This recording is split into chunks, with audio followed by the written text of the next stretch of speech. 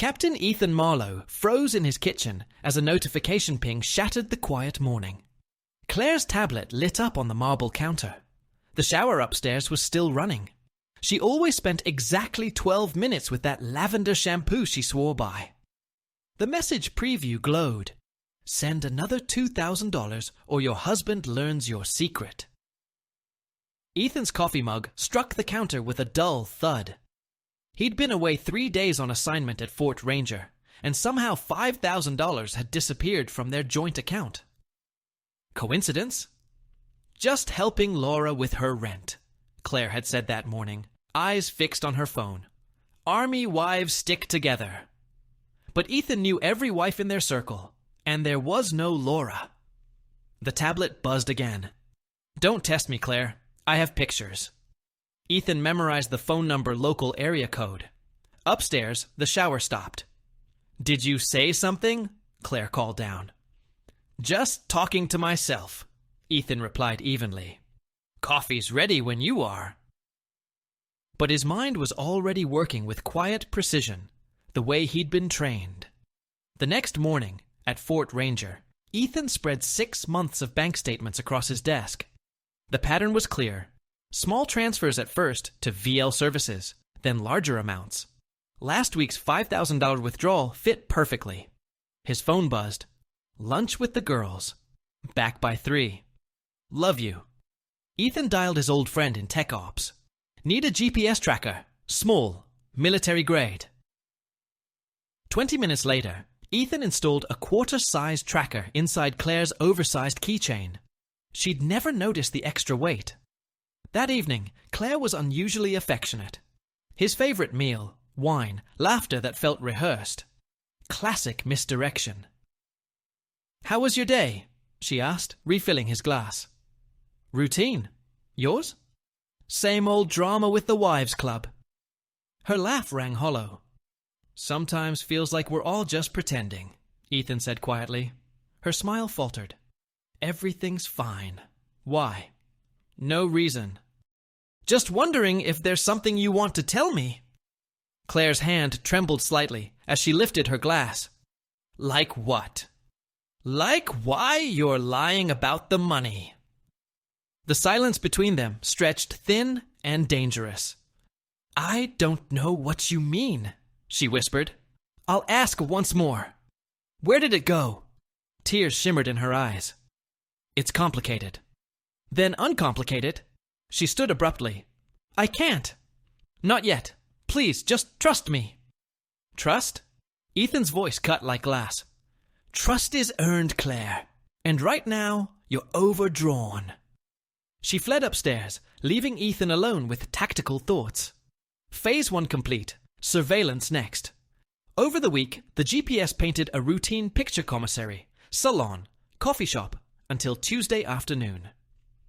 The blinking dot paused at the Sunridge Motel for 2 hours and 17 minutes. Thursday, same. Friday, again. Ethan took a half day, parked behind delivery trucks, and waited. At 2:43 p.m., Claire's white SUV arrived, followed minutes later by a black pickup. The driver, Jason Keene, civilian contractor. Logistics support. Married to Elise Keene. Charming. Careless. Ethan had met him at a base function. Jason leaned into Claire's window, kissed her. Not polite, not innocent. Ethan's knuckles whitened on the steering wheel. He didn't move. Just watched them walk into room 204. 2 hours and 20 minutes later, they emerged. Another kiss. Claire drove away. Jason stayed, phone pressed to his ear, angry gestures slicing the air. Ethan waited until both cars were gone, then entered the motel office. The clerk, a tired woman with nicotine fingers, barely looked up. Need a record, Ethan said, flashing his military ID. Room 204, Tuesday. She hesitated. Official business? The kind that pays better than silence. Ethan slid a 50 across the counter. The woman pocketed it. Guy rents weekly. Pays cash. Been coming 3 months. Always the same blonde. Tuesdays and Thursdays. Sometimes Fridays. Ethan nodded. Walking back to his car, he felt that familiar mission clarity. The target was identified, the field of engagement defined. Someone was blackmailing his wife, someone who knew about Jason. And Ethan was going to find out who. He spent the weekend in his study, cross-referencing financial data, GPS logs, and license plates. VL Services linked back to a small business registered under Elise Keene's maiden name. Pilates instructor, social influencer, frequent poster of vague inspirational quotes about betrayal. By Monday, the picture was clear. Elise had discovered the affair, and she was exploiting it. That evening, Ethan drove through the Keynes' subdivision manicured lawns, flags on porches, military decals on bumpers. Elise's silver Lexus sat in the driveway. 20 minutes later, she left in yoga clothes, laptop bag slung over her shoulder. Ethan followed her to a cafe called Hearth and Grind. Elise sat by the window, typing furiously. Subject line visible. Final payment. Ethan caught glimpses of words. Told you this would end. No more patience. Consequences for both of you. When she left, she stopped at a FedEx store, printed documents, and mailed a package. Ethan entered after she left. Military inquiry, he told the clerk, showing ID. The woman who just printed something. What kind of files were they? The young clerk hesitated. I think photos, maybe 30 or 40, and a letter. Ethan's pulse thudded. Photos, letters, final payment. Elise Keene wasn't just blackmailing Claire. She was escalating. Tuesday came, storm clouds gathering. Ethan parked near the motel again. Claire arrived first, pacing by her car. 10 minutes later, Jason pulled up. Their conversation through the windshield was heated hand gestures, tears, shouting. Then they disappeared inside room 204. Ethan bribed the desk clerk again. What's next to 204? 203's empty, but You can and will, Ethan interrupted quietly. Room 203 reeked of stale smoke. Ethan pressed an ear to the adjoining wall. Jason's voice sharp. You said she was bluffing! Claire, tearful. You said she didn't have proof. She's been following us for months, Jason. What now? She wants 10 grand, or she tells him everything. She won't stop with 10, Claire's voice hardened. This is just the beginning. A long pause. Then, icy calm. Then we stop her first. Jason's tone wavered. What do you mean? I mean, we make sure she can't hurt us anymore. Claire, you're not serious. Dead serious. I'm not losing everything because she can't handle being betrayed. Ethan's breath caught. His wife, the woman he'd loved for 12 years, was plotting harm. He slipped out silently and drove home. That night, Claire texted, "Working late. Don't wait up." Ethan replied, "No problem." But his mind was already moving to containment protocols. This wasn't just infidelity, it was conspiracy. He checked Elise's social media, again location-tagged posts at Serenity Fitness. Tuesday classes at 7 p.m. It was 6:15. Ethan grabbed his keys. He waited in the parking lot until the class ended. Elise emerged last, carrying a yoga mat, exhaustion etched on her face. "Mrs. Keene?" She froze. "Yes?" "I'm Captain Ethan Marlowe. We need to talk." Recognition flickered. Fear followed. "I don't know who you are." "You've been blackmailing my wife." Her breath caught. "I what?" "Listen to me. I overheard your husband and my wife at the Sunridge Motel 2 hours ago. They're planning to stop you permanently." Elise's voice shook. "You're lying." "I wish I were. They said you wouldn't stop, and they wouldn't let you ruin them." Her composure cracked. "So what? You're here to save me." "I'm here to stop anyone from getting hurt." Tears welled. "You think I wanted this? He's been lying for months, coming home smelling like her perfume. I followed them. I took photos. I just wanted them to feel what I felt." "How much have you taken?" 12,000. "I was going to stop after 10 more. I just wanted them to know what it's like to lose." "You've succeeded," Ethan said softly. "But now they're planning to make sure you can't hurt them again." Elise's face went white. "You mean You need to go to the police. Tonight. Tell them everything affair, money, threats. Get it on record before something happens. I'll be arrested. Maybe. But you'll be alive to face it. He handed her his card. Tell them I'll testify. I heard them plan it. She hesitated. Why are you helping me? Because nobody deserves what's coming, and doing the right thing still matters. He turned to leave. If you don't go tonight, I will. Driving home through the storm, Ethan saw Claire's tracker still blinking at Jason's house. When his phone rang near midnight, it was Detective Andrea Vega from the Denver PD. Captain Marlowe, Elise Keene says you encouraged her to come forward? Yes. We need your statement. There are serious allegations, blackmail, threats. Also, where's your wife tonight? Ethan checked the GPS. At Jason Keene's residence. Thank you. We're dispatching a patrol for a wellness check on Mrs. Keene. I think that's wise. Ethan stayed awake until dawn, watching the tracker unmoving on his screen. When the sun rose, he realized what he'd already known. His marriage was over. But at least someone might survive it. The Denver police interview room smelled of stale coffee and bleach. Detective Vega was compact, composed, eyes sharp as steel. Start from the beginning, Captain Marlowe, she said, switching on the recorder. Ethan told her everything: missing funds, anonymous texts, the GPS tracker, the motel, the overheard conversation. She took notes, rarely interrupting. So, you believe Claire Marlowe and Jason Keene planned to harm Elise Keene? Yes, Claire said they needed to stop her first. Jason protested, but he didn't stop her. Vega tapped her pen. Mrs. Keene came in last night around 10. She brought photos, transfers, threatening messages from an unknown number. Ethan's chest tightened. From Claire? Unclear.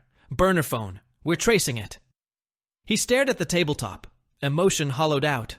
Where is my wife now? Unknown. Patrol units checked your house and Keene's residence early this morning. Empty. Both cars gone. We've issued alerts for their vehicles and names. Mrs. Keene is under protection. Vega leaned forward. If this becomes a criminal case, are you willing to testify against your wife? Ethan removed his wedding ring, placed it on the metal table. Yes, to everything. By the time he left the station, rain had turned to thin snow. His phone buzzed. 17 missed calls, dozens of messages from Claire, sliding from panic to fury. Ethan, please, let's talk. They came to Jason's house. What did you say? You don't understand what's really going on. If you won't listen, you'll regret it. He forwarded everything to Vega, then drove to base to request emergency leave. Colonel Webb didn't ask for details. Family issue? Something like that.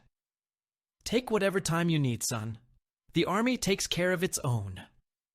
That afternoon, Ethan boxed up Claire's things. 6 years of marriage reduced to cardboard.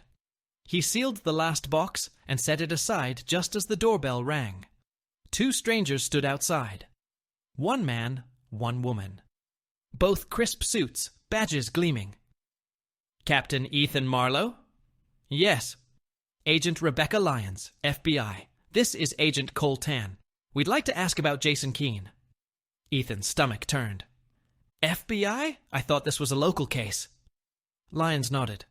Normally, yes, but Mr. Keene holds security clearance on defense contracts. His activities have raised national security concerns. They sat in the living room.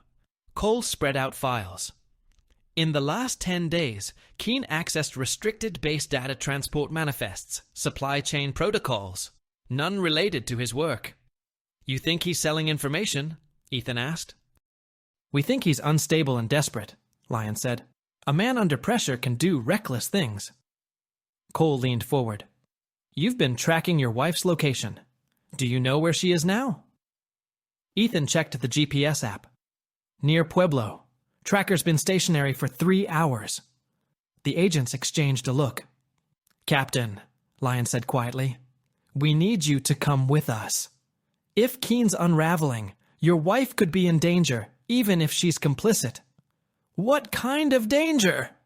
The kind where people don't survive to face trial. They drove south in silence. The tracker led them to an abandoned industrial park, collapsed warehouses, rusting machinery. Claire's SUV and Jason's pickup were parked behind the largest building, hidden from the road. A tactical FBI team deployed swiftly, black uniforms blending into the shadows. Ethan waited in an armored vehicle with Lyons and Cole, headset crackling. Alpha team in position. Bravo team ready. No visible movement. Copy. Proceed. The breach was fast and clean flashlights cutting through dust. Minutes later. Building secure. 2 suspects in custody. No weapons found. Lyons turned to Ethan. We're bringing them out separately. Are you ready to see her? He nodded. Jason came first, disheveled, terrified, zip-tied hands trembling. His eyes darted toward Ethan, then away, then Claire. Ethan barely recognized her. Hair tangled, makeup smeared, eyes blazing with hatred and panic. When she saw him through the glass, she lunged toward the agents restraining her. You did this! You ruined everything! Lyons read her rights calmly. Mrs. Marlowe, you are under arrest for extortion, conspiracy, and threatening a federal witness. Claire twisted against her cuffs. 13 years. 13 years I followed you around this life. Every move, every base, every deployment. Do you have any idea what that does to someone? Ethan rolled down the window. You knew what life you were choosing. I was drowning, Ethan. You never saw me. Never cared. Jason listened. Jason helped you blackmail someone and plot murder. Murder? She screamed. We just wanted to scare her. Lyons stepped closer. With what? The stolen chemicals from the base lab? Claire froze. What chemicals? Cole flipped open his folder. Mr. Keene used his clearance to remove several industrial solvents yesterday, enough to dissolve organic material. Claire's voice cracked. That wasn't... Jason said... Jason's already talking, Lyons interrupted. He says it was all your idea. He's cooperating fully. Claire's defiance collapsed into quiet sobs. Ethan turned away as she was led into a transport van. His marriage, his future, everything dissolved in that moment, like those stolen chemicals. Lyons stood beside him. They'll both face federal charges: conspiracy, theft of government property, attempted harm against a witness. Elise Keene will likely get a plea deal for testimony. Ethan nodded numbly. What happens now? Now, Captain, you start over. He watched the convoy disappear down the dusty road, the flashing lights fading into twilight. For the first time in months, he felt the weight of silence not as threat, but release. 6 months later, the federal courthouse in Denver was all glass and cold marble. Ethan, in full dress uniform, stood at the back as Judge Miriam Collins delivered the sentence. Mrs. Claire Marlowe, she said, her voice steady and resonant. You have been found guilty of conspiracy to commit violence against a federal witness, extortion, and accessory to theft of government property. Your actions represent a grave betrayal of both marital and civic trust. You are hereby sentenced to 25 years in federal custody. Claire, shackled and gaunt, barely lifted her eyes. Jason Keene, having testified against her, had already received 15 years. Elise served 4 months in minimum security, 2 years probation for extortion. She moved to New Mexico, opened a new studio. She sent Ethan one postcard. Thank you for saving my life. I hope you find peace. He kept it in his desk drawer, beside the divorce decree. When the house grew too quiet, he sometimes read the words again. Not out of longing, but because they reminded him integrity still mattered. The army reinstated him without hesitation. Promotion followed. Major Marlowe, reassigned to Ramstein Air Base in Germany. A clean slate. Divorce proceedings were mercifully short. Claire had no leverage left. Her final letter, sent through her attorney, read, I hope you're happy with what you've done to us. He never replied. On his last night in Colorado, Ethan walked through the empty house, touching door frames, pausing at the kitchen where it had all begun. He could still see her smile, the version of her that had existed before deceit. Those moments, at least, had been real. Detective Vega called that night. "Captain, update. Mrs. Marlowe's appeal was denied. The sentence stands. She asked us to give you a message." Ethan waited. "She says she's sorry. For all of it." "Thank you," he said softly, then ended the call. The next morning, movers loaded the last crate. Ethan locked the front door, slid the key under the mat for the realtor, and drove to the airport. As the plane ascended over the Rockies, he looked down at the landscape that had witnessed the end of his marriage and the survival of his conscience.